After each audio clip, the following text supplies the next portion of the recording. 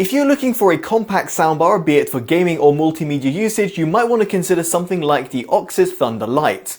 Now, at the time of filming, it can be found for £140 in the UK and $150 in the US, although there are often coupons available that bring this price down even further. Now, in this video, which has been sponsored by the manufacturer, I'll be covering everything you need to know about it so you can make your own informed purchasing decision. Now, to kick things off, I would just like to point out that within the box you'll find the main soundbar unit, a wall adapter, in my case it is a UK plug, user manuals, a remote control with two AAA batteries, an optical cable, an HDMI cable, and a USB Type-C to Type-A cable. Now, in case you're wondering why there's so many different cables included within the box, well, this is due to the connectivity options that you've got. You've got auxiliary 3.5mm jack, a SPDIF optical, an HDMI, which is useful for TV inputs because it's got the ARC standard, and you've also got USB Type-C. As for your wireless connectivity, you've got Bluetooth 5.0, although I'd use this sparingly because it's limited to the lowest quality SBC codec. With that in mind, I would suggest connecting over a wired input. Namely over here, HDMI, optical, or indeed USB Type-C. Now, connected over to my desktop computer, which is running Windows 10, I had no problems using the USB Type-C input or indeed optical. In this respect, I was also able to notice that it was running 192.24-bit, at least over the optical connection, and it was limited over USB Type-C. Moving swiftly on, I would like to have a quick word about its overall aesthetics, and here it's got a fabric design with a plastic enclosure.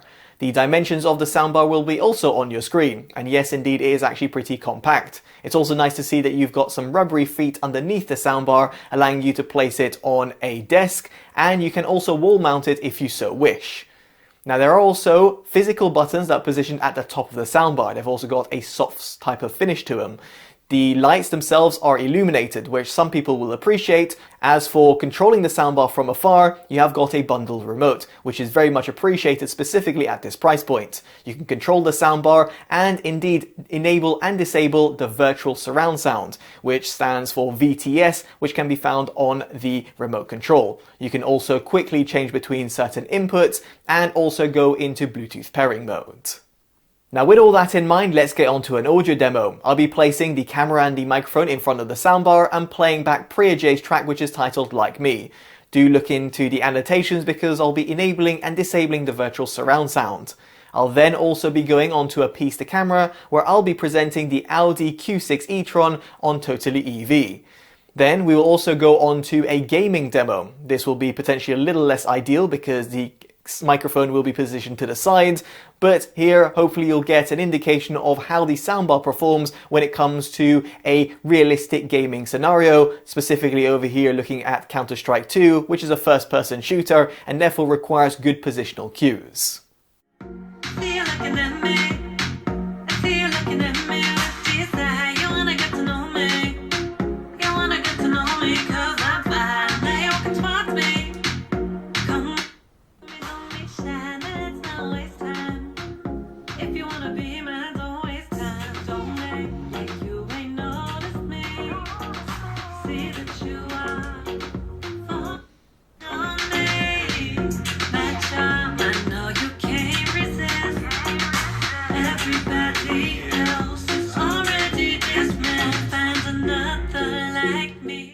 Things off and talk about its electric range. And here the entry-level sports powertrain is the only one out of the entire lineup that has a smaller, quote-unquote, 83 kilowatt-hour battery pack. That translates to 75.8 kilowatt-hour net. Now that gives it a range claim, at least according to the and on the WLTP test cycle, of 290 to 330 miles.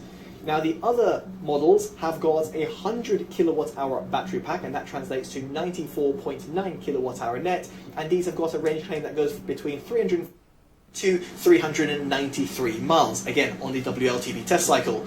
All the Q6 e-trons have also got a heat pump that comes included as standard, and therefore means it's a little bit more efficient to heat the cabin, especially on those winter climate days.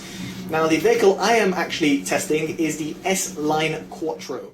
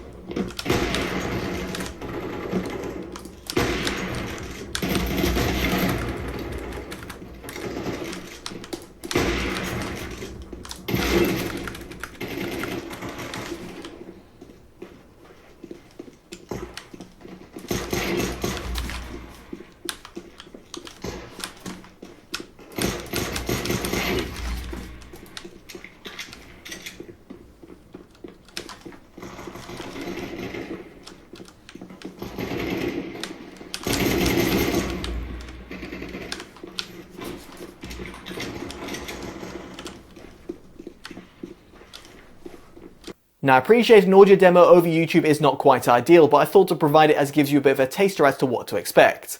Now here you've got a 2.0 channel configuration due to two 2-inch full range drivers. And here they've got a frequency range from 60Hz up to 20 kHz, an output power of 40 watts and a peak output power of 80 watts. And you've also got a sound level of 90 decibels, at least according to the manufacturer's specs. Now, having tried the soundbar, of course, in person, I'll say that it's actually got a pretty warm sound signature. This is due to the mids being pretty dipped, and therefore vocals don't really come out to the foreground. However, you've got a nice sort of bass shunt, and while it doesn't exactly extend into the lower echelons of the bass frequency tones, because it does cut off at 60 Hz, it will still be pretty sufficient given the overall price tag and also its form factor. As for the highs, they extend pretty well at the top end, and don't sound overly sibilant or harsh. Although I did find that with the virtual surround sound enabled, it does actually accentuate the lows and the highs a little bit more. And yes indeed, in terms of the virtual surround sound, it does affect the mid-range even further, therefore pushing it back. With that said, I did actually prefer using the soundbar with the virtual surround sound, purely because it gave me a little bit more of an engaging and fulfilling experience. Therefore meaning that I felt a little bit more immersed while I was playing games, or indeed watching movies, or listening back to my favourite tracks. Of course, this is all on a case-by-case basis, so you might want to disable the virtual surround sound. For example, if positional cues are your utmost priority, for example in a first-person shooter, such as like Counter-Strike, then you might want to disable it because the positional cues become a bit more accurate, because you've got a 2.0 channel configuration and that stereo output will just sound a little bit more accurate. Nonetheless, it is of course very subjective, and it's worth experimenting depending on what you're actually playing back via the soundbar. Now I'd be curious to know what you make of it down in the comment section below and how you feel it compares with some of its key competitors. Now if you have enjoyed this detailed video, definitely do consider dropping a like, subscribing and hitting that bell notification, all of which would be greatly appreciated. As such, I've been Totally Dubbed and I'll hopefully see you in the next one. Take care of yourselves and goodbye.